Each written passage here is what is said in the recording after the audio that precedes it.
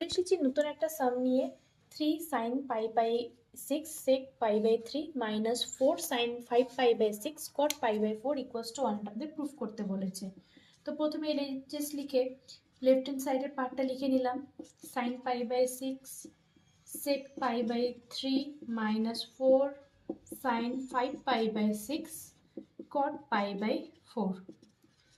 sin pi by 6 মানে হচ্ছে 1/2, sec pi by 3 value হচ্ছে 2 4, sin 5 pi by 6 কে আমরা লিখতে পারি pi minus pi by 6 R cot pi by 4 এর ভ্যালু হচ্ছে 1। তাহলে 2 2 কাটলো, 3 পড়ে থাকলো -4।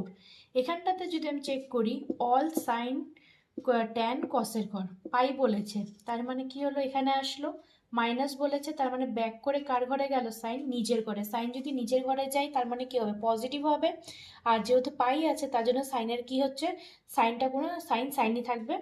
তাহলে হবে sine pi by 6, 3 - 4 sine pi by 6 মানে জানি 1/2, কাটাকাটি গেল, দ্যাট ইজ 3 - 2 = 1 = RHS।